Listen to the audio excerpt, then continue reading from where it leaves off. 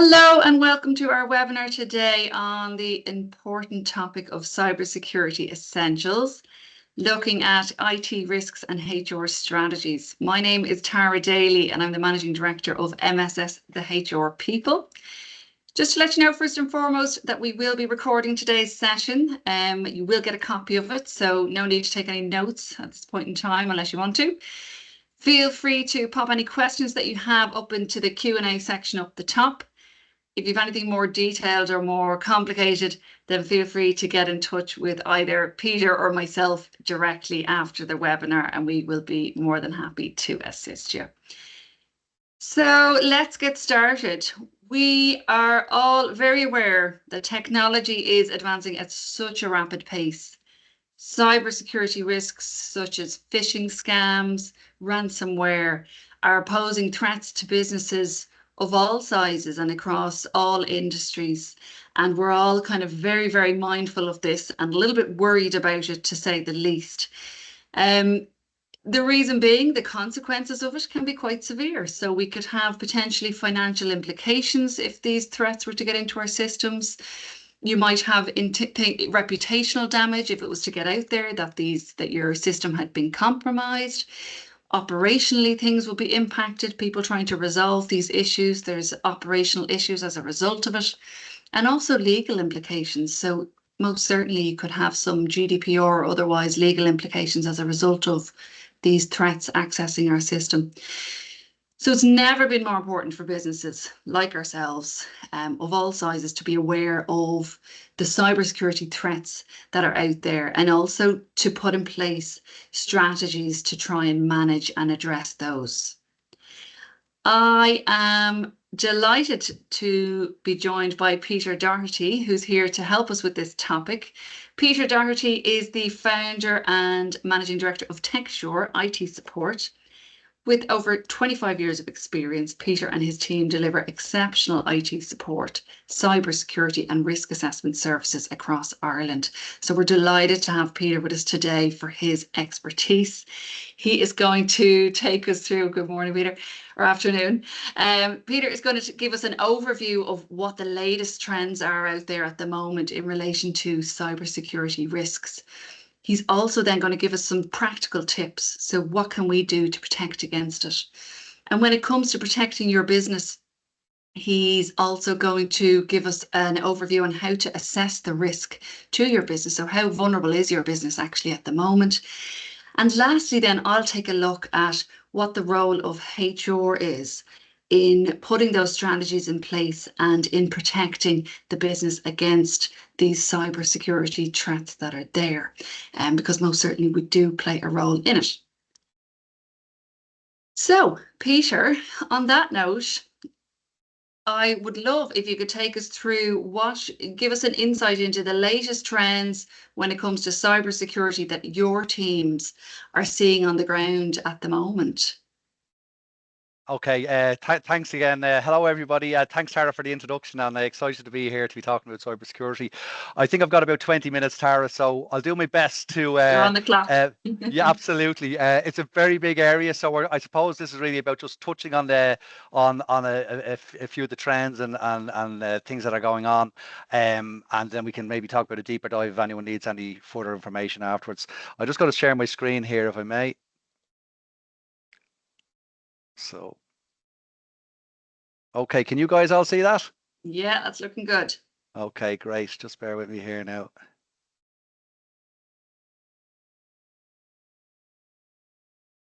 The slides are gone there. It's just, yeah, there you go. They're back, are they? Okay, great. Okay.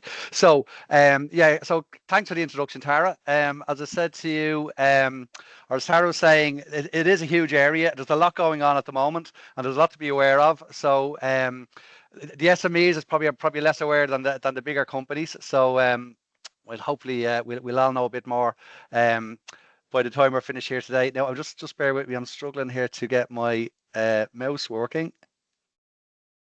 All right. 19 minutes now.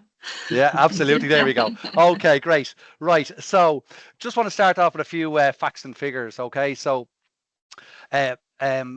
this is all valid as of January this year, so since the new year, all right. 66% of SMEs say they are very concerned about cyber security risk, all right.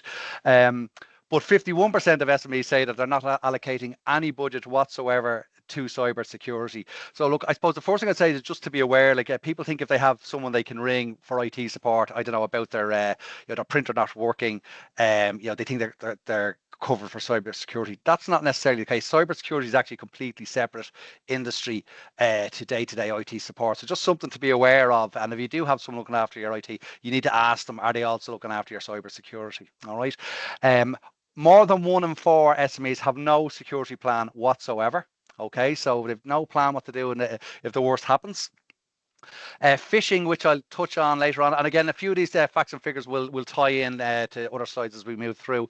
But phishing is responsible for 80% of reported security incidents. 92% of malware, so that's all the bad stuff that comes in, is coming in by email. All right, and again, we'll talk about that a bit more. There's been a 600% increase in cybercrime since the start of COVID-19. So basically since February 2020, I think is when that hit. Big part of that is there's been a big move to the cloud since then, and a lot of people working from home and what have you. So security systems probably not as robust for people who are working from home.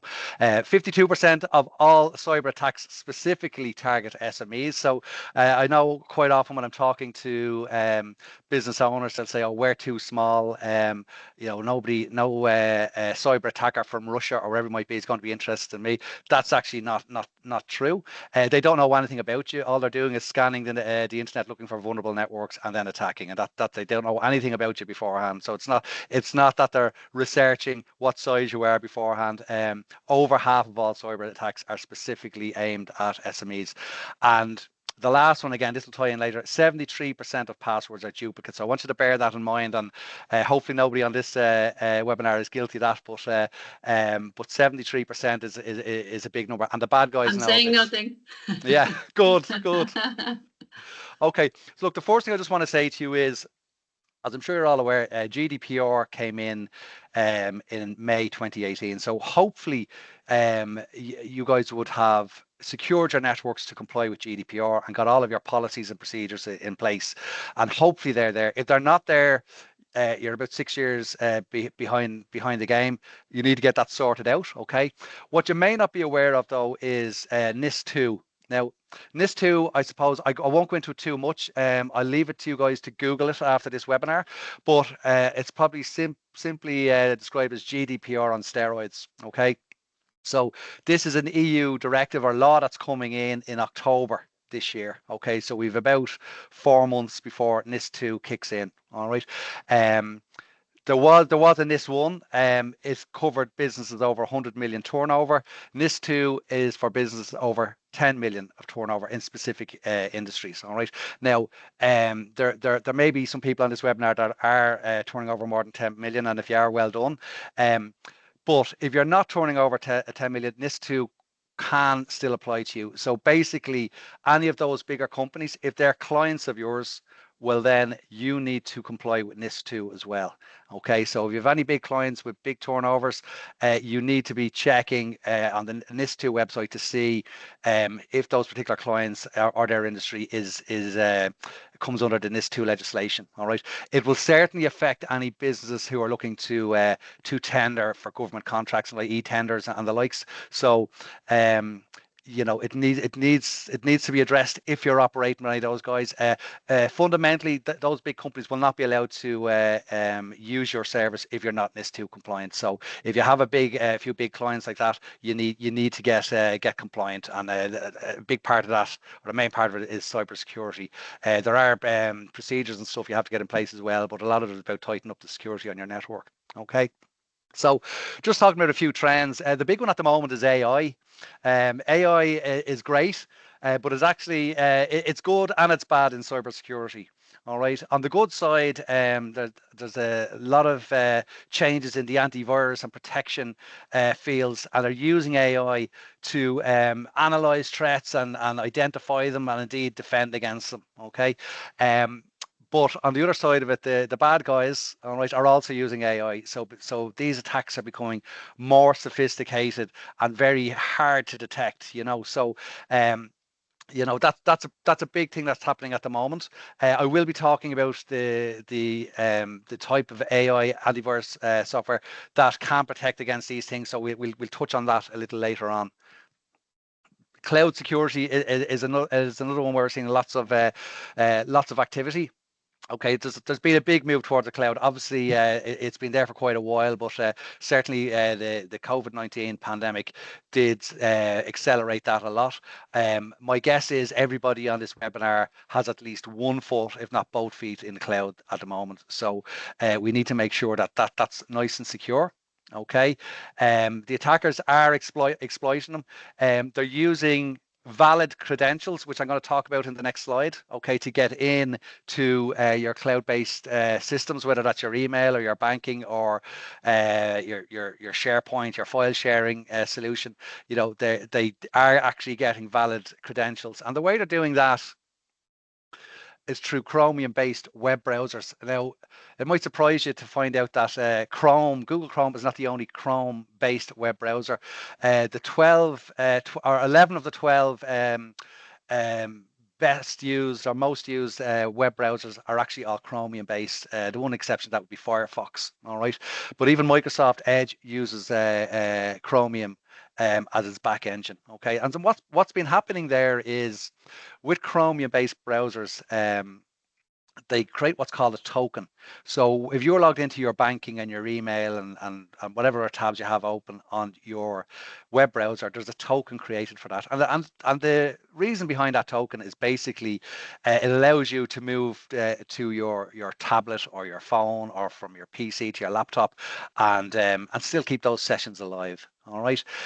Now what's happening is the hackers are getting in and grabbing that token, okay? And once they have that token, they can use it to basically open up all the tabs that you've been working on their own browser in Russia or China or wherever they might be, okay?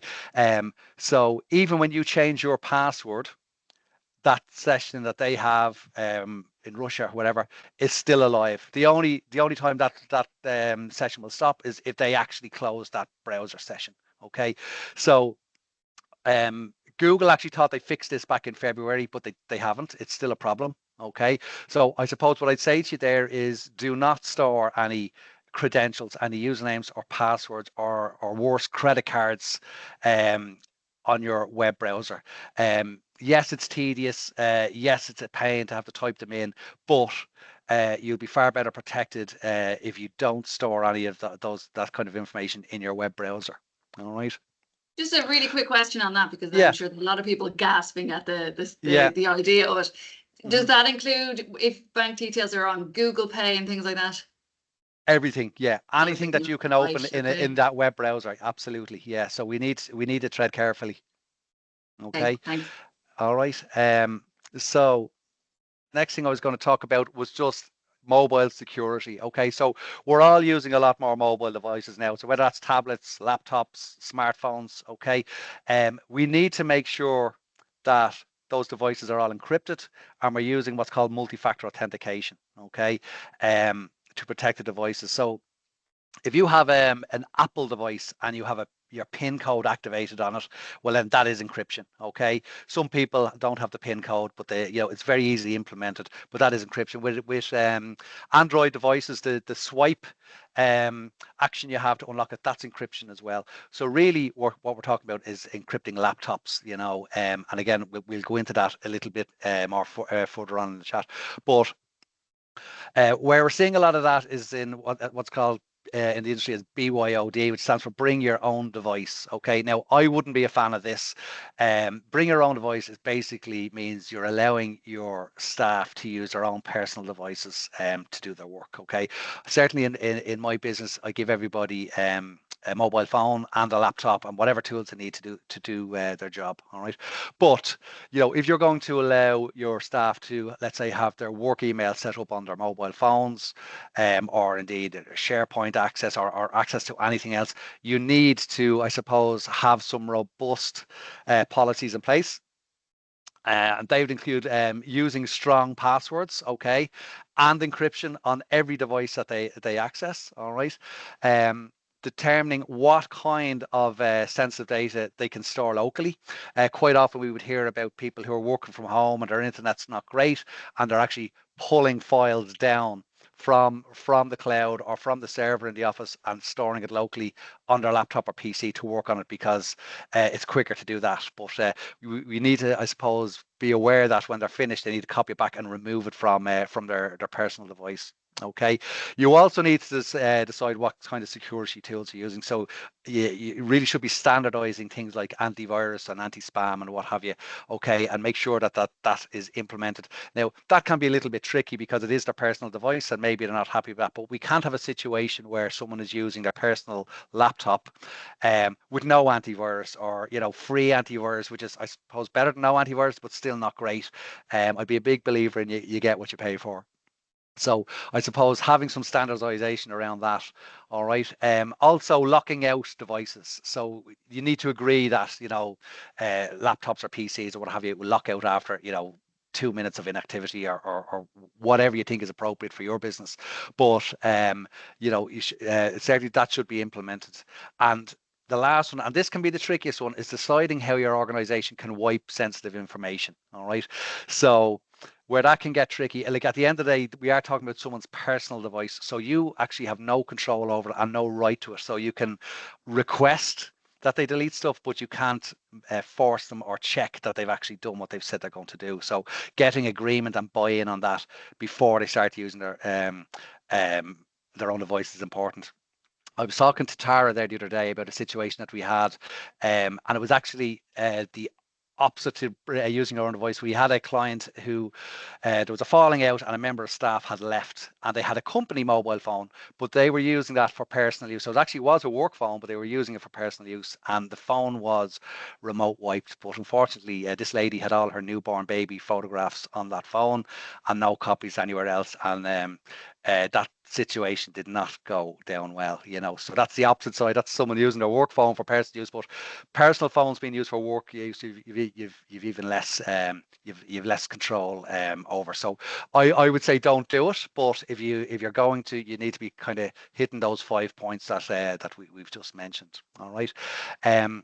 Phishing is a big one. All right, that's still going on. There's two types of phishing attacks at the moment. There's phishing, and then there's spear phishing.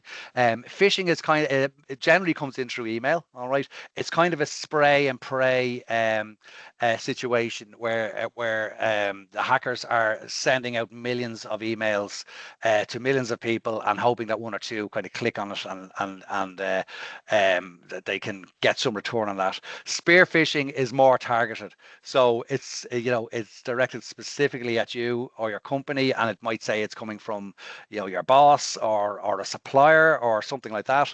It is more advanced and harder to detect. But I would say again, we're going to keep hearing these words: multi-factor authentication. They need to be in place, and least privileged access. So basically, people should only have access to data that they specifically need to do their job. So quite often with SMEs, we kind of see that everybody has access to everything, and sometimes the business owner doesn't even realize that's the case. But in reality, that's what can be there. So I suppose securing data and making sure that people can only access stuff that they need. All right. Quite often with phishing attacks, they're bypassing traditional security measures. One of those is a lot of these are coming in now on WhatsApp. I don't know if any of you have come across this kind of attack where someone gets a message on WhatsApp pertaining to be from a supplier or a customer or indeed a boss, and asking them to contact, here's my new phone number and send me a message on this and what have you. So obviously WhatsApp bypasses things like antivirus or indeed your email anti-spam.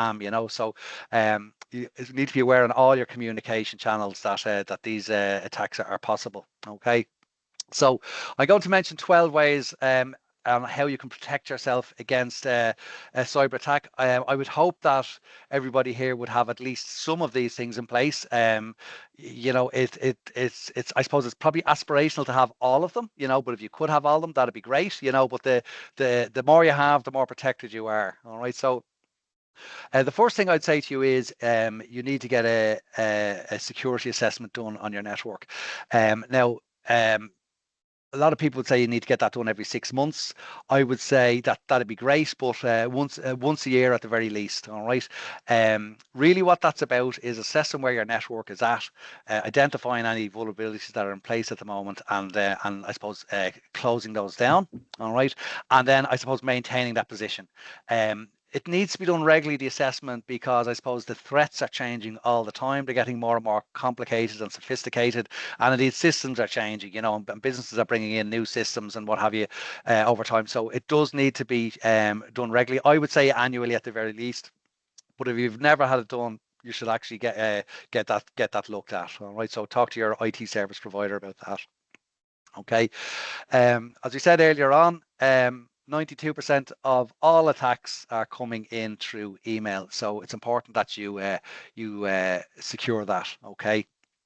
A good anti-spam solution is your first port of call there, and it really should be cloud-based, okay, and completely separate to your emails, your Microsoft, your Gmail, whatever you're using. Get an independent cloud-based anti-spam solution, okay. If you use the ones that are within Microsoft or what have you, I don't need to pick on Microsoft, but it means the email's already in your email system, and they have found ways of circumventing once they're in. So my advice would be get a separate cloud-based anti-spam solution.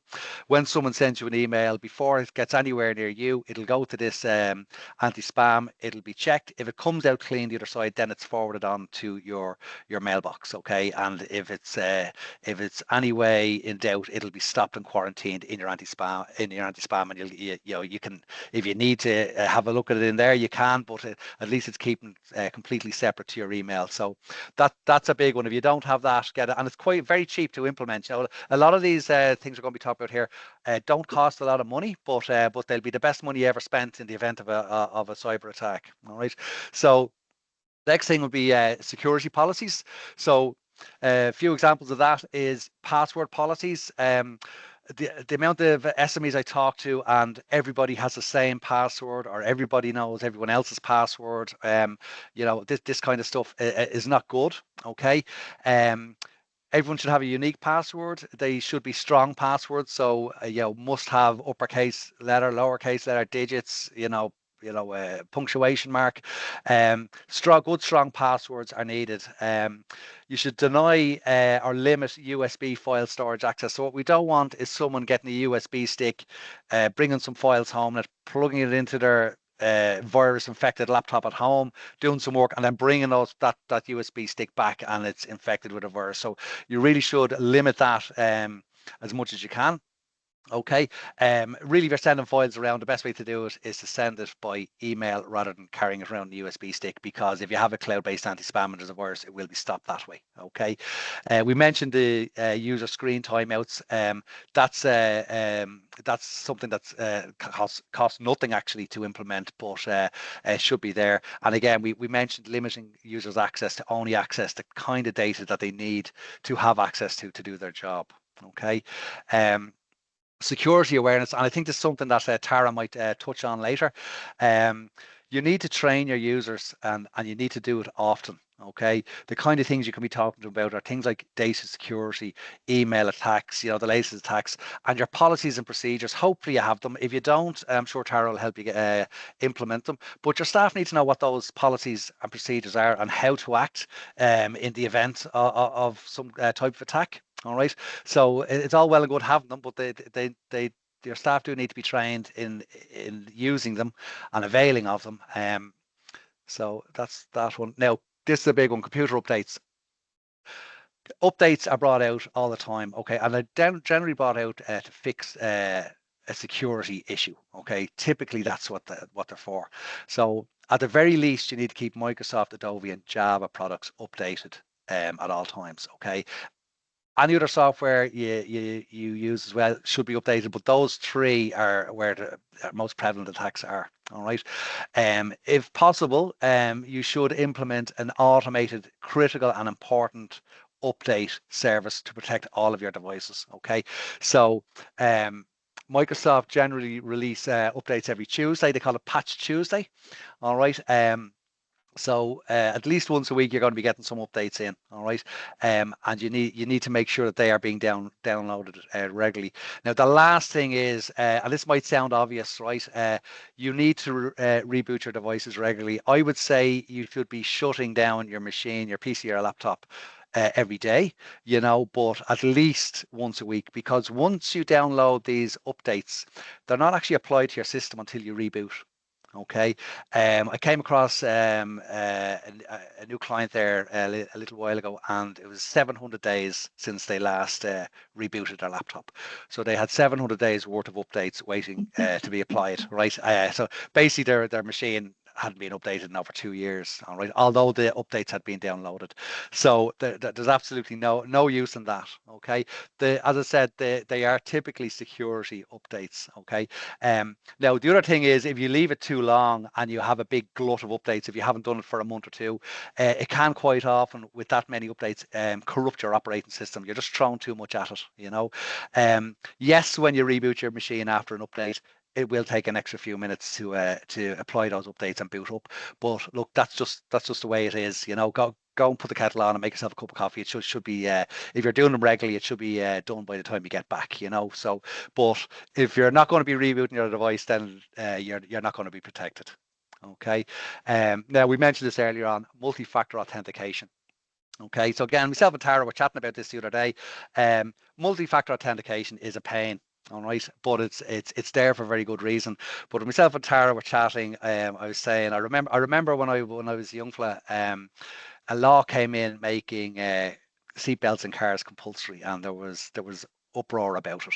You know, these days, you know, it's part of your car startup routine. You get into the car, you sit down, you put your key in the ignition, put on your seatbelt, and then you turn the key. We don't even think about it, and that's where we need to get with MFA. Yes, it is tedious, but like places like the bank are forcing you to do it already. So a lot of us are doing it. We just need to make sure we're doing it for everything, for our network, for our email, our social media.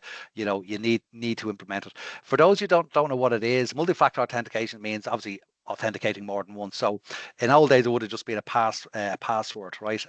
But if you have multi-factor authentication, you might have an app on your mobile phone that generates a new code every 60 seconds. So if some guy in Russia gets your email password, unless he has your mobile phone in his hand and unlocked, your encrypted mobile phone in his hand and unlocked, at that precise moment, he's not going to get in. And that's the difference. Okay, so that's why we have multi-factor authentication.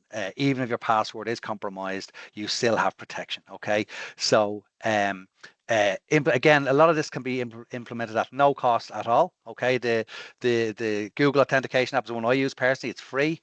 You know, most software, and certainly cloud-based software, will have MFA available. You just need to activate it. Okay, so it doesn't cost anything, but very important that it's there. All right. Now, we were talking earlier on about AI and how it's being used by both good and bad sides to protect and indeed attack. So there's been a big move in the antivirus world, okay, and they've adopted AI, and I would say to you that you should look at getting one of these next generation AI antivirus softwares in place. There's one called Sentinel-1's, the one we would recommend to our clients, but there are other options out there. All right. Back in years gone by, essentially when an email come in, it would typically have an attachment that had a virus on it. And you open the attachment and you're in trouble. These days, they're fileless. There is no attachments. They can be script based. You know, so the traditional antivirus cannot protect against that. Okay, so you really want to get next generation antivirus. Again, relatively cheaply implemented. It probably costs about €20 per year more than what you're currently paying for your current antivirus, you know. So again, it's not that big a deal, you know, but it is very important. A lot of them will actually allow you, if there is an attack and it stops it, it will allow you to roll your machine back to like 15 minutes ago pre-infection, you know. So if you want to sleep well at night, get yourself some next generation AI antivirus software. Now, dark web research. This is big in Asia and indeed in the States, but not so much in Ireland. We're a little bit lax on this one. Okay, you can actually ask your IT service provider to monitor the dark web. Okay, and what's happening there is credentials are being sold there all the time. Okay, so lots of places have been attacked in recent years. TK Maxx was one. If you have an account there, your information is probably up there. Cisco, Google have been attacked 3 times. So there's an HSE, all of our medical stuff. That's probably all being sold on the dark web right now. Okay, so really by monitoring the dark web, we can, I suppose, become aware if there is anything for sale for your company's domain or any email addresses or whatever it might be, and we can be proactive in preventing a breach. In other words, we can terminate that account or change the credentials or whatever we need to do. Okay, but going back to something we mentioned earlier on, if someone buys the credentials for your email and you're one of the 72% of people who have duplicate passwords, they are going to use that password for your email to try and get into your bank or whatever, your Facebook or whatever it is, right? So they will try and use that across all your accounts. Okay, so and this is why we like to have unique passwords as well. But dark web research, you will be hearing more about it. Hopefully, in Ireland we are always a little bit more relaxed about these things, but it is a very proactive way of protecting yourself. Okay. So next one, and again, this is a compliance issue with GDPR. You really need to have a firewall on your network. If you don't have one, basically what a firewall does is it protects your network from the outside world. So there's nobody trying to hack into your network. Okay, what there is there's servers in Russia or China or North Korea, wherever they are, and they're running 24/7. There's no user sitting in front of them tapping keys. They're just scanning the internet. Looking for vulnerable networks, and if you don't have a firewall, well, then you're vulnerable. They're gonna get in. All right. So if you don't have a firewall, you need to put one on, and that will protect you. All right. If you do have a firewall, you need to check that the intrusion detection and intrusion prevention features are actually activated, because again, this is something we see sometimes as well.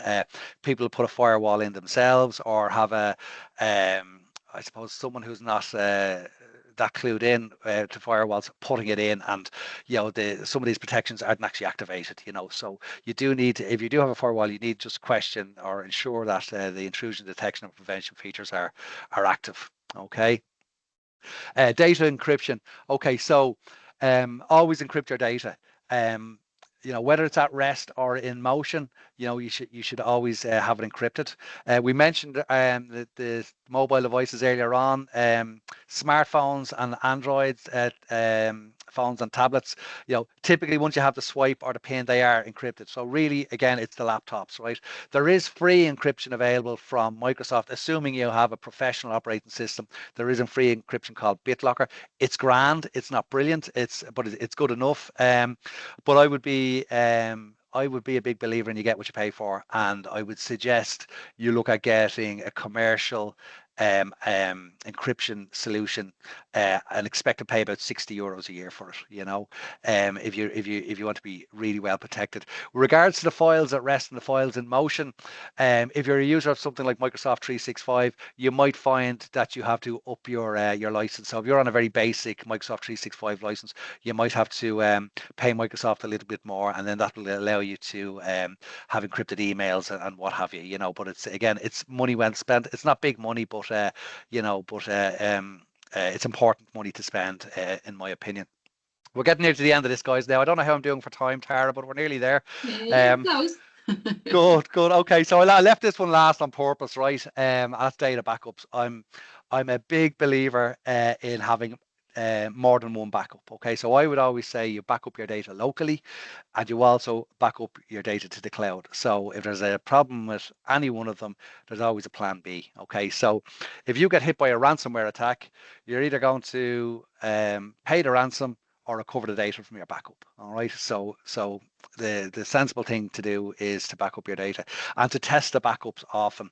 I mean, I know a lot of backups will generate an email and tell you that they worked and all that kind of stuff, but you don't want to find out the day you really need your backup that actually we thought it was working and we were getting the emails, but actually it turns out it hasn't worked for 9 months. That's not a good situation to be in. So I would suggest a recurring, entry in your calendar. Maybe, I don't know, the last Friday afternoon of every month, you just randomly pick a file or folder and try to restore it to a test area and see how you get on. Okay, and that's just about building good habits. Again, costs nothing for you to do, but it's about just being on top of it. Or if you're not comfortable doing that, ask your IT service provider to do that regularly for you. All right.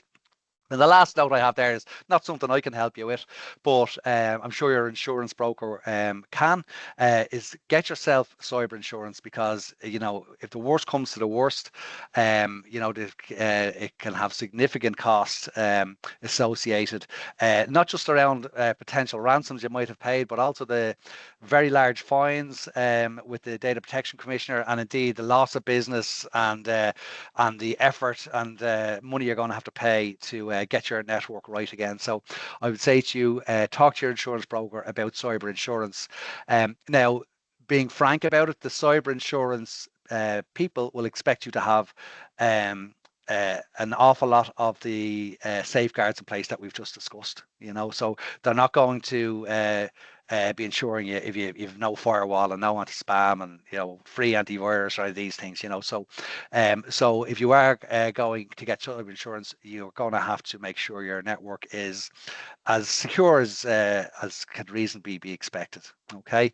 So look, this is just the last one. We brought out this booklet um, at the end of last year. It's called Cybersecurity Essentials for SMEs.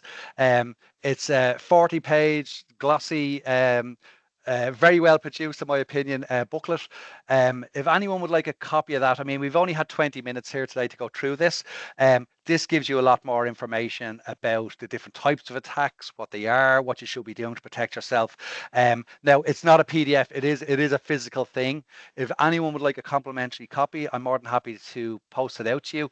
My email address is there on screen, or indeed you'll find me on LinkedIn if you want to just reach out there, and we'll put one in the post free of charge, and you can have a good look at that, and hopefully you'll find some useful information in there. So anyway, that's everything. So thanks for listening, guys. Great, Peter. Thank you so much. That was fantastic. I think it's safe to say we are all suitably terrified to the right extent that we need to get out there and actually start taking it seriously. Honest to God, it's some really important things in there.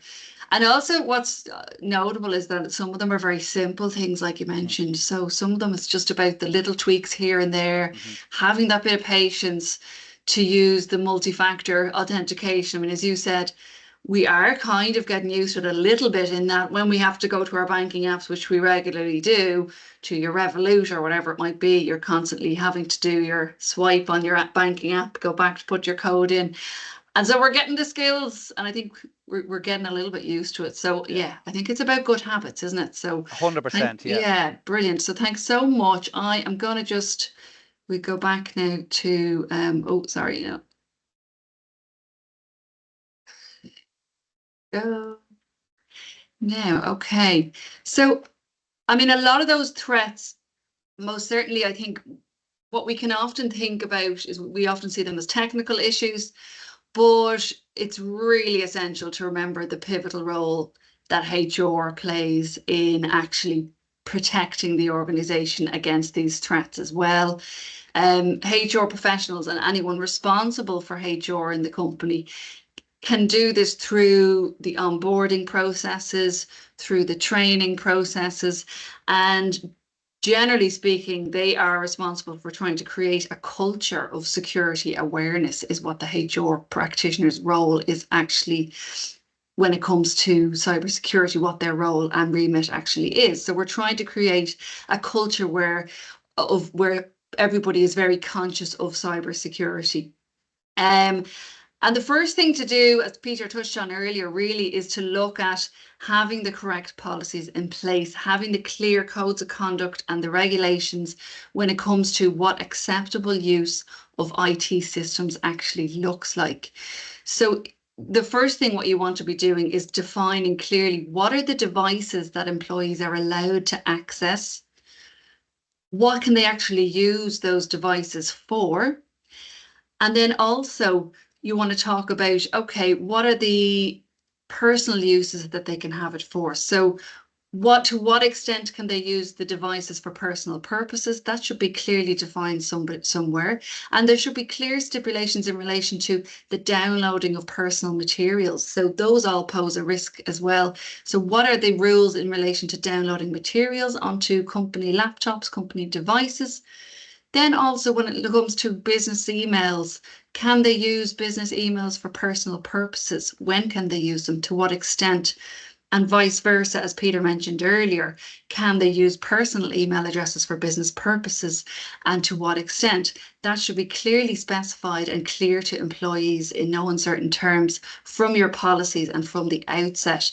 And oftentimes I've seen induction programs where you'll cover everything else with them, but IT sometimes falls under the radar, and it's not something that gets highlighted enough at every stage of the process, when really, if we look at how prevalent they are out there and those risks are, as Peter's gone through, it's something that we should be putting to the forefront of our communications with the teams. I think ultimately in relation to the personal use of devices, you want to be aiming to try and minimize the use, I think Peter would agree, of business devices for personal purposes as much as possible. We want to make clear as well, what are the employees' responsibilities? So are your employees aware of their responsibilities when it comes to taking care to protect systems from these type of viruses? So being on the lookout for the type of scams that Peter would have referred to. So for example, as he said, there's often these very realistic emails we get in from what claim to be legitimate institutions or banks or from Monpost or whatever it may be, looking for some details from us, making staff be conscious to constantly look at emails before they open them and scan them for, does this look familiar? Is there anything to be aware of or anything that looks a bit strange that I should be conscious of here? Do I need to get this checked out with my IT company before I click into it? So that should be clearly specified in there, what the employees' responsibilities are when it comes to being mindful of protecting against and looking out for scams.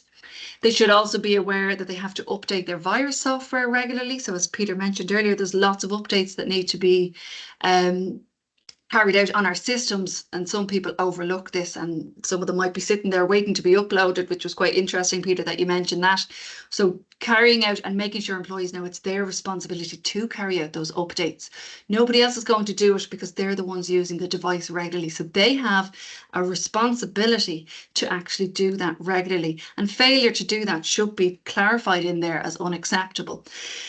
Passwords is another area, as Peter touched on, so making it very clear in our policies and in our communications to staff that passwords must be very secure, that we shouldn't share them with anybody within the organisation, that we should change them regularly, that the likes of passwords like Tara Daly 01, as Peter mentioned, are no longer sufficient, and certainly not using Tara Daly 01 for every device is also no longer sufficient. We all know your password now, Tara.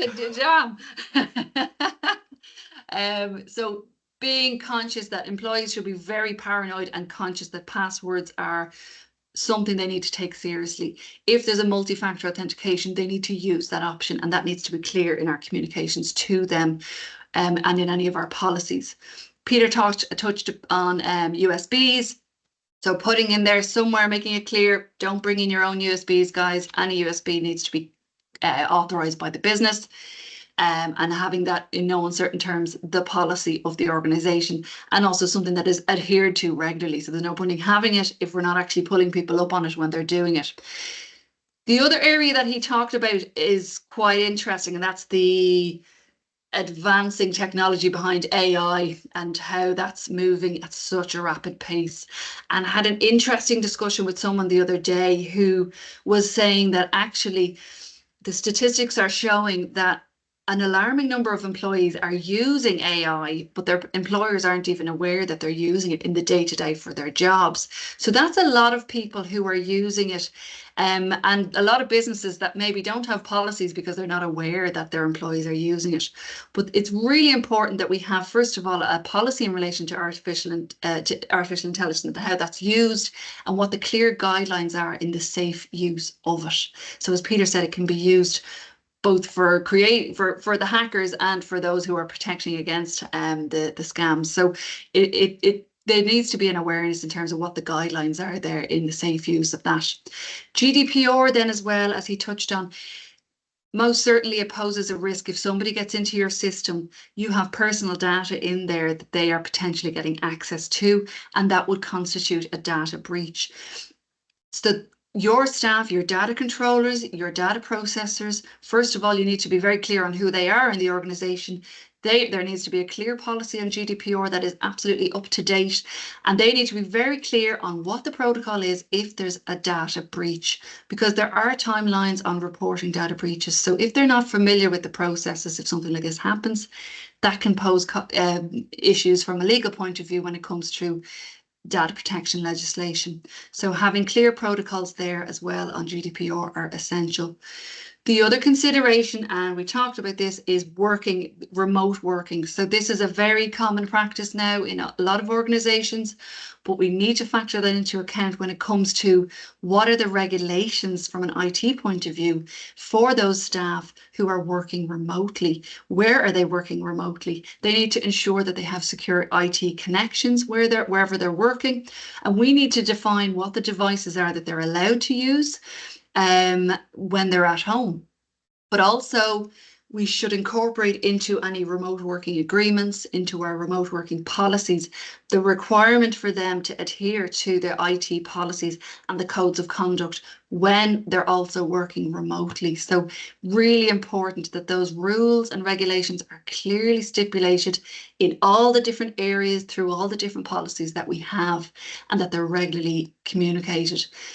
The other point then is in relation to, obviously, if we have these policies in place, that's all well and good, but we do need to be able to, if somebody doesn't actually adhere to them and somebody is very negligent in how they approach their IT system they're using, that disciplinary action could be a potential outcome for them. So we need to have something in the policy that allows you to address these behaviours through the disciplinary procedure if somebody unfortunately is failing to adhere to the regulations and putting the system at risk. So that leads us then to the final area, which is the role of HR is not just about having these policies in place. That is the crucial starting point, most certainly. But it's, as Peter mentioned, we need to make sure that the staff are trained in it. Firstly, it's in the induction process, but then the regular reminders of the policy are circulated to staff. Anytime there's an update, anytime there's a new scam that's circulating or a strange email that people need to be mindful of, HR should be keeping a keen eye and communicating regularly to build that culture there where everybody knows, without asking anybody, we're very aware that as a business, we are very conscious of what's coming and going and what we need to do to protect against these cybersecurity risks. So regular communications, posters, and building that awareness is a crucial part of the role of HR as well. So I think today we have covered quite a lot of information. There's quite a lot to digest there that I hope has been of benefit to you. There is a Q&A section up the top, but I don't see any questions in there just yet. But if anyone does have any questions, feel free to shout out.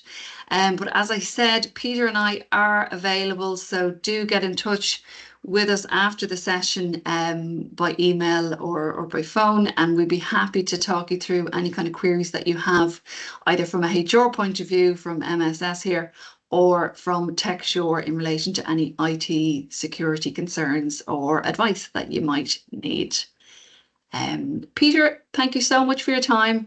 It's been lovely to have you, and I have learned a lot, and I'm suitably scared going off to make sure I've deleted my email addresses or my banking details online. And change all the passwords. You're welcome, and thanks for the invite. And I'm going straight off to try Tara Daly 01 now as soon as I get off this call. Thanks a million. Thank you very much, everyone. Thanks, guys. Good to Mind see you all. yourselves. Cheers. Bye bye.